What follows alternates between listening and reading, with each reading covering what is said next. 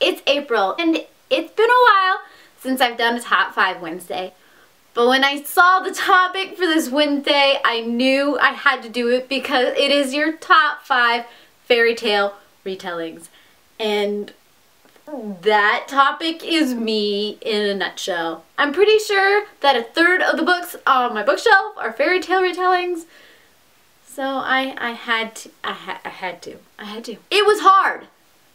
I can't tell you how ridiculously hard it was to pick just 5. Most of the time I wanted to pick like whole series of books, and I kind of did a little bit, but I'm just gonna show the first one in those series and say, this is an awesome book, you should read it because it's an awesome fairy tale retelling, and then go read the rest of them. So let's get started. The first book I wanted to mention was Fairy Godmother by Mercedes Lackey. And this is an adult series in which every single book in the series deals with fairy tales. It takes all the fairy tale storylines and tropes and turns it into this controlling power in these kingdoms that can decide the destinies of certain people if their lives are starting to fit the bills of these fairy tales. It is the fairy godmother's task to make sure that these powers don't completely destroy lives when they're trying to force certain people into these fairy tales. And I just like the idea of there being this power that starts to see things happen and twisting them into these storylines and trying to make it mold, and then these fairy godmothers tricking these powers into a different path, a different story. It's kind of cool. So if you like that kind of thing, pick up the series. But I couldn't do this Top 5 Wednesday without bringing up Daughter of the Forest, because this is one of my all-time favorite books. It is a story in which the only sister of these brothers is given the task to remain silent and sew sweaters for these boys because they have been turned into swans. And the only way to turn them back is for her to remain silent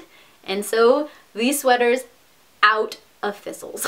This is an adult version of the story, and it is written in such a beautiful way with such a slow burning romance that I absolutely love it. Even if you don't continue on with the rest of the Seven Waters series, this book by itself is worth the read, and as you can tell, I have loved the heck out of this book. I have a feeling that Cinder in the Lunar Chronicles is gonna show up all over the place for this Top 5 Wednesday, but I wouldn't be true to myself if I did not mention it. Cinder is, of course, a mix of sci-fi and fairy tale. It is great. The whole series is worth a read. This first one, of course, is a cyborg Cinderella, and then you have the Parisian Red Riding Hood and her wolf. And then there is, of course, the Rapunzel, who is stuck up in a satellite. And then finally, the crazy, crazy Snow White. And all of it takes place on spaceships with robots and on the moon. Yes, if you like sci-fi, if you like fairy tale, you have to try this. And then if you don't like it, don't continue on. But you have to try it. And the last 2 books I want to mention are both written by the same author. And the first one is Deerskin by Robin McKinley. This is the tale of the girl who is turned into a deer. And it is through a series of events where she meets a prince and things just kind of happen. It is a sweet story, and I just like Robin McKinley's writing. Which explains why the next book I'm bringing up, which is just a naked orange book, is Beauty by Robin McKinley. Robin McKinley has done a lot of different Beauty and the Beast retellings. Beauty is by far my favorite one. It is an interesting read. It isn't necessarily about the instant.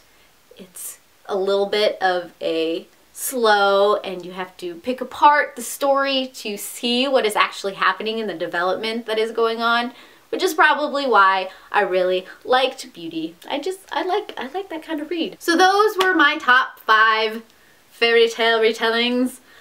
I've got a lot more that I wish I could talk about and had time to talk about and people would be willing to listen. It would be like a 2-hour video, honestly. But I hope that gives you a little peek of some books that you should go and pick up if you like to read fairy tales. What is your favorite fairy tale? And if you have any recommendations for fairy tale retellings that I should pick up, I would absolutely love that. I heart your beautiful faces. Bye.